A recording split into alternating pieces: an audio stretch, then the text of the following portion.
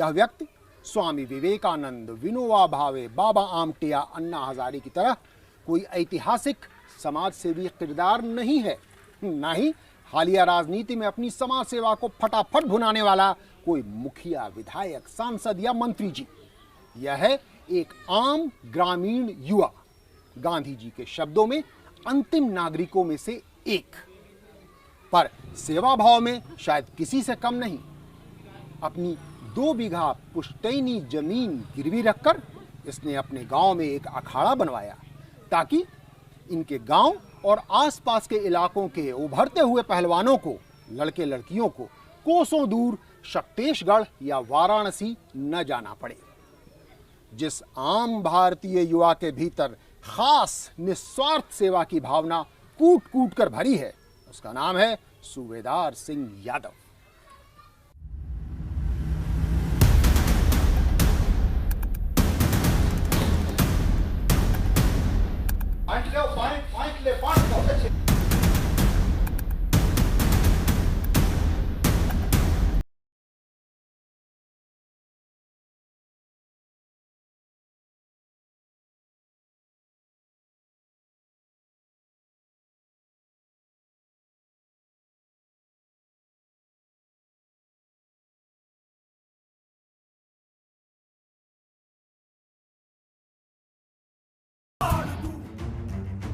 देखिए इस अखाड़े को। आज जब ज्यादातर लोग पैसों की अंधी दौड़ में जुटे हैं, एक युवा ने अपनी 2 बीघा पुश्तैनी जमीन गिरवी रख अपने गांव में यह अखाड़ा बनवाया है। एक माई का लाल पैदा हुआ सूबेदार यादव, उन्होंने अपना खेत गिरवी रख करके इस बिल्डिंग को बनवाया और कुछ गांव का सहयोग लिया और इस बिल्डिंग को तैयार किया। और इसके बाद हम लोग मिल करके गांव के लोग इस मैट का व्यवस्था कर ली।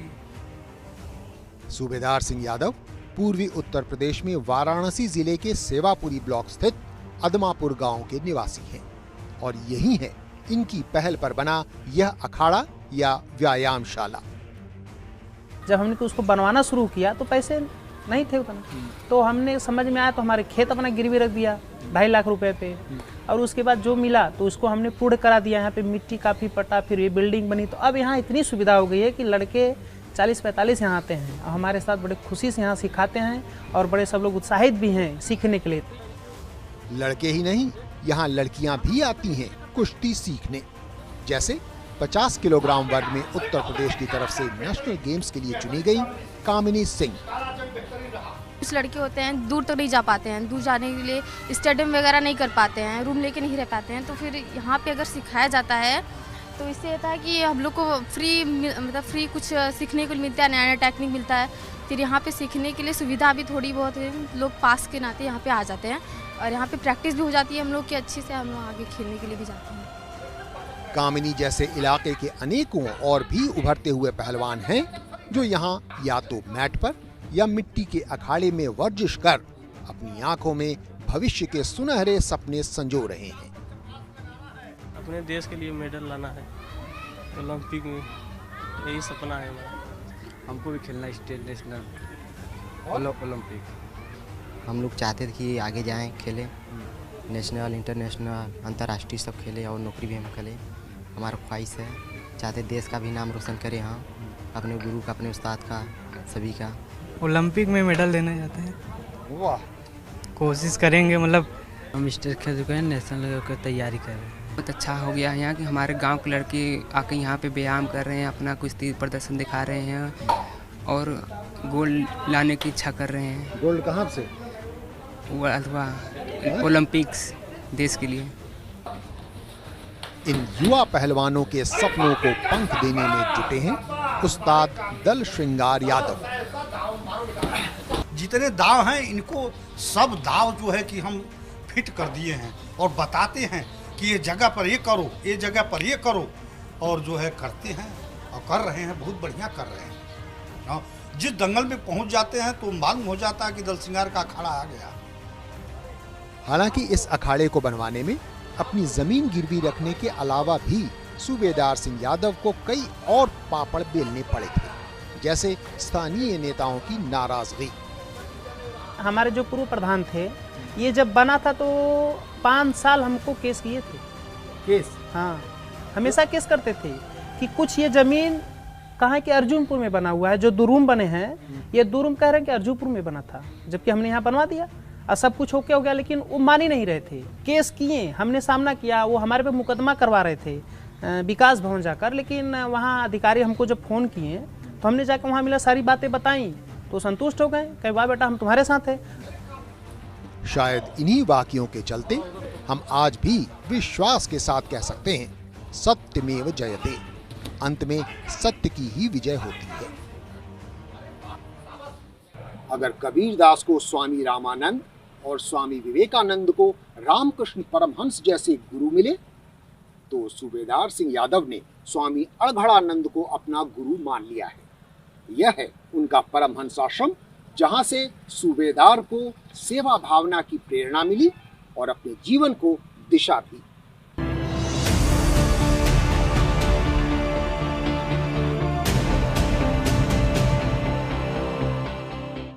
स्वामी अड़घड़ानंद और मिर्जापुर जिले में बना इनका यह परमहंस आश्रम। सूबेदार सिंह यादव के लिए ये दोनों ही सर्वथा पूजनीय हैं। साथ ही सूबेदार की सेवा के रास्ते में आने वाले अनेकों कठिनाइयों का सामना करने में एक मजबूत और प्रेरणादायक आलंबन भी। हमको जरा सा सिकन रहता है, क्यों? क्योंकि हम ऐसे गुरु के शिष्य ही हैं जिनकी महिमा पूरा विश्व गाता है, तो हमको एनर्जी मिलती है। हमको जरा से भी चिंता नहीं थी समाज की, समाज का तारे फालतू ये लड़का है।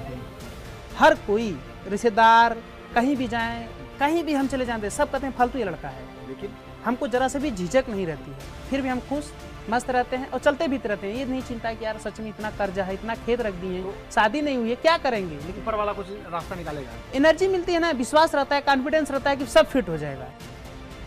दरअसल पुश्तैनी जमीन गिरवी रख अपने गांव में अखाड़ा बनवाने की प्रेरणा भी सूबेदार को इसी परमहंस आश्रम और यहाँ स्थित इस शानदार अखाड़े से मिली थी।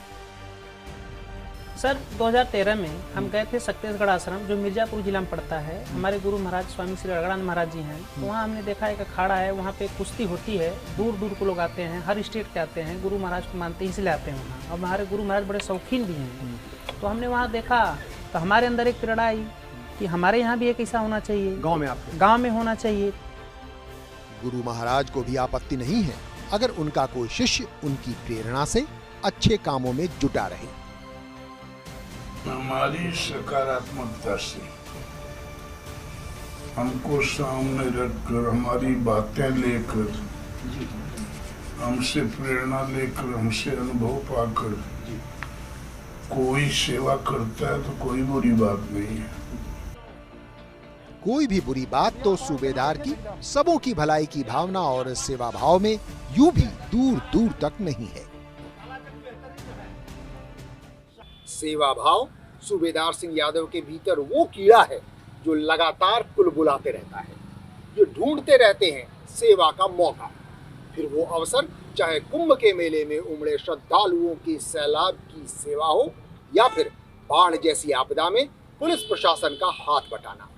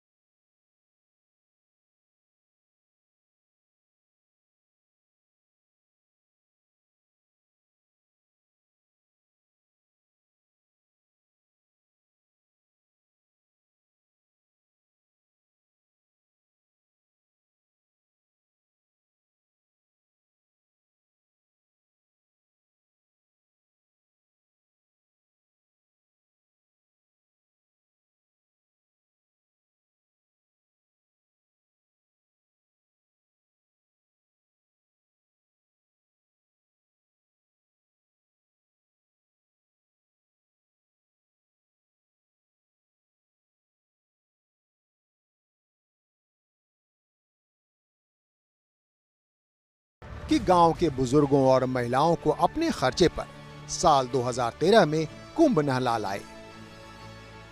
हमारे जो अंदर आया तो हम दोस्तों से बात किए।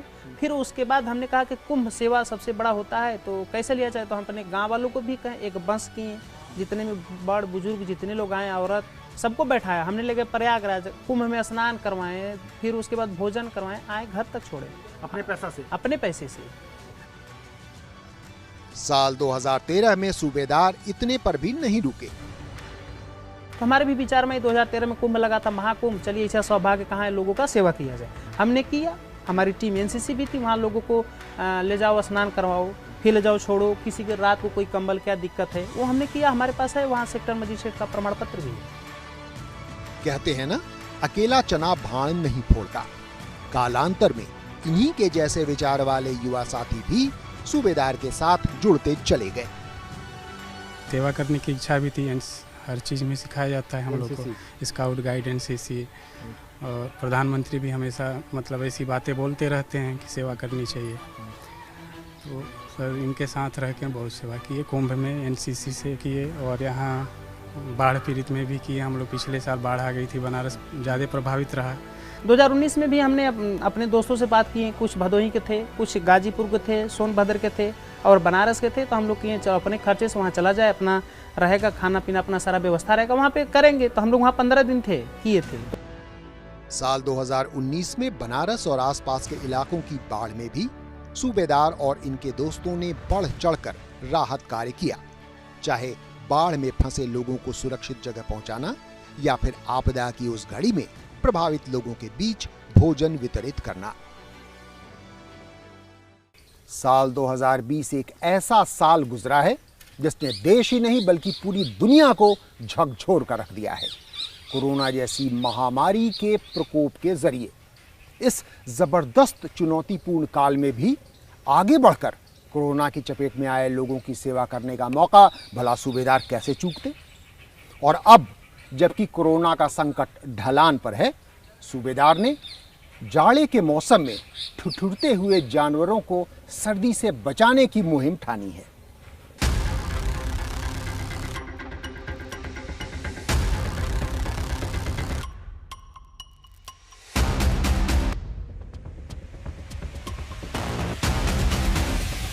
साल 2020 का जिक्र आते ही कोरोना महामारी का नाम जहन में आता है। संकट की ऐसी घड़ी में भी जब सबों को अपनी अपनी जान की पड़ी थी, सूबेदार सिंह यादव को लोगों की चिंता थी। सीएमओ की टीम के साथ थे, दवाई सबका रजिस्टर चढ़ाना, चेकअप करवाना, किसी को बस में कहाँ जाना है, कैसे जाना है, सब एंट्री करवाते थे, किसी को कहीं घबराहट ना है।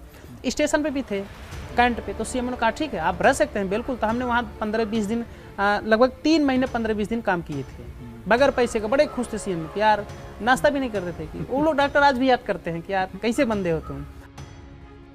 कोरोना काल की सेवा भाव में सूबेदार के सहयोगी तो उनसे भी आगे निकल गए। सूबेदार भैया के घर वाले जानते रहे होंगे, जानते भी थे, लेकिन हमारे घर वाले नहीं जानते थे कि हम कोरोना में चाहे जाते हैं चाहे ऐसी सेवा करते हैं। अगर जानते तो शायद मना कर सकते थे। तो हम आए थे आश्रम में, तो ये जाते थे, तो हम भी अपना इनके साथ छत्तीसगढ़ आश्रम परमान से जी, छत्तीसगढ़ भी, और यहाँ नवानीपुर में एक आश्रम है, वहाँ पे भी रह के, तो आश्रम से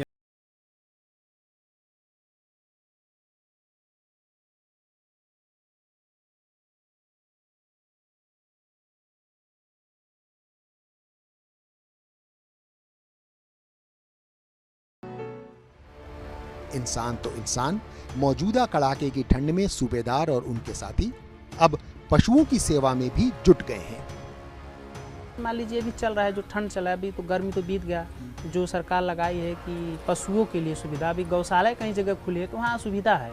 खाने पीने की तो अलग चीज़ें, ठंड से बचाव का नहीं है, पुआल नहीं है, सब लोग जला दे रहे हैं, तो उसकी अपने व्यवस्था से उसको उपलब्ध कराया जाए कि कहीं जो पुआल नहीं तो चलो किसी सासागढ़ी से या किसी साधन से वहाँ पहुँचा दिया जाए।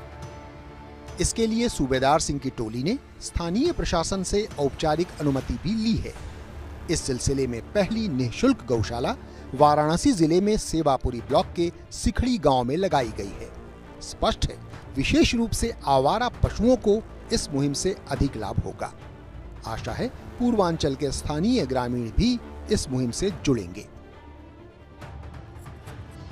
सूबेदार सिंह यादव उत्तर प्रदेश के एक आम ग्रामीण परिवेश में पले बढ़े।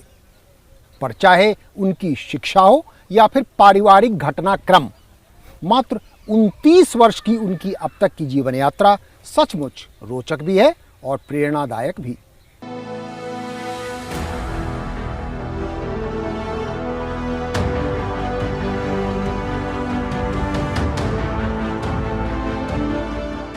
छह बहनें और 2 भाई, कुल 8 भाई बहनों में सूबेदार सिंह यादव सबसे छोटे हैं।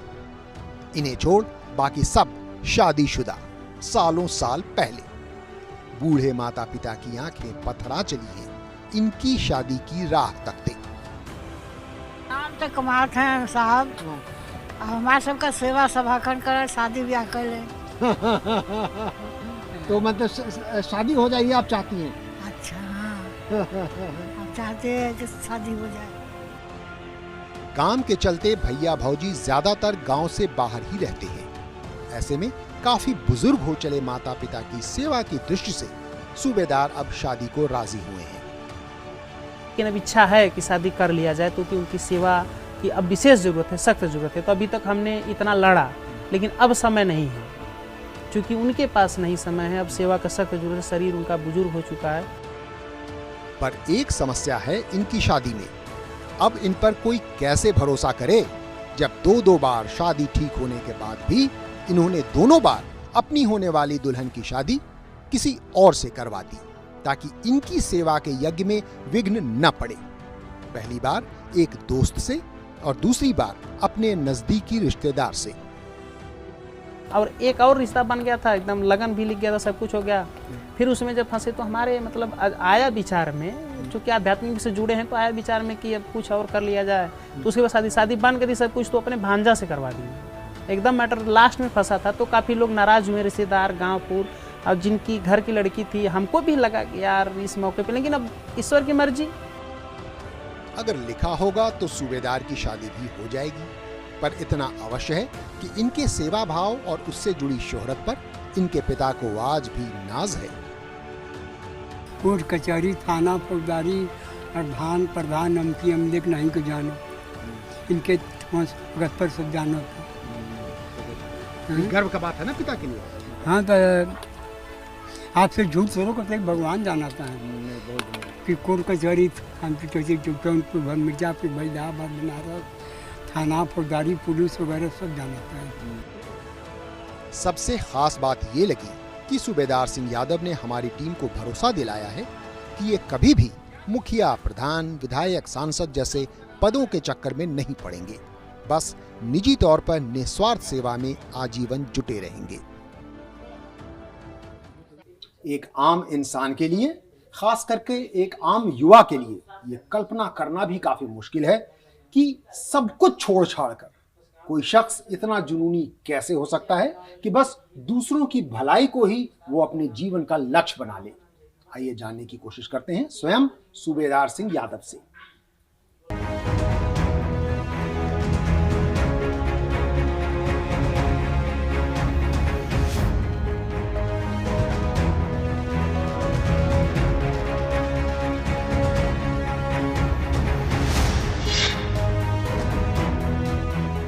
पता था, हमने गेहूं लिया 5 किलो, गए दुकान पर बेचकर अपना नाम लिखवा लिए स्कूल में, एक में जी 1 में लिखवा लिए। तब एडमिशन कराने के बाद तब हमने आया घर बताया माता जी को, तो माता जी बहुत खुश हुई कि चलो अच्छा तुम अपने से नाम लिख। रुचि थी, पता नहीं नेचुरली हम भी सोचते हैं कि कैसे नेचुरली आई। किसी बच्चे को घर से ले जाओ पढ़ाने के लिए, स्कूल जाओ, तभी डरता था। हम खुद गए एडमिशन करा के तब आए घर, तो माता जी बताने लगे, खुश हुई। तो हमको कहानी याद नहीं था, भूल गए थे, लेकिन माता जी ने बताई।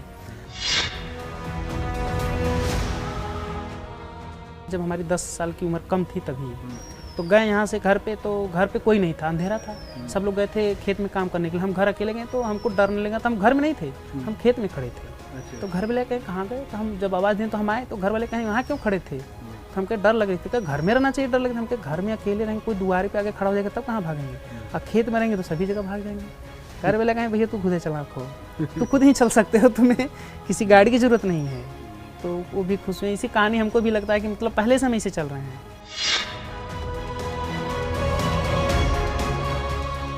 ऐसे देश के प्रति हमारा सेवा चलता रहे, लोगों की भलाई चलता रहे, और इसके बाद जब हमारा शादी हो जाएगा, कोई अच्छी सी जॉब मिल जाएंगे तो जॉब भी करते रहेंगे और सेवा का भाव भी चलता रहेगा। जैसा मौका मिलेगा, छोट बड़, जैसे हमारे में शक्ति आएगी, जैसी क्षमता रहेगी, वैसा हम हमेशा तत्पर रहेंगे। यही हम ईश्वर से भी मनाते हैं, अपने गुरु महाराज से भी प्रेरणा लेते हैं और हम हमेशा सोचते हैं कि अध्यात्म में जुड़े रहें, क्योंकि हम कंफर्टेबल रहें, ताकि हमको कहीं से क्षति न पहुँचे। लोग कुछ भी बोलें, हम उसको बुरा न मानें। ये तो बात हो गई, लेकिन भविष्य में ये जन्म मिला है, मानव का एक ही बार मिला है, हम पूर्ण रूप से सेवा करके पवित्र हो जाएं, तर जाएं, ताकि कहें भगवान की इसको हमने भेजा था, चलो हमारे हिसाब से कुछ ठीक नहीं। आज के युवाओं के लिए सूबेदार सिंह यादव का यह सेवा भाव एक जबरदस्त प्रेरणा का काम कर सकता है। नाम और शोहरत की मौजूदा अंधी दौड़ के बीच अक्सर तनावग्रस्त होने वाले लोगों के लिए भी ऐसी कहानी मरहम का काम करेगी।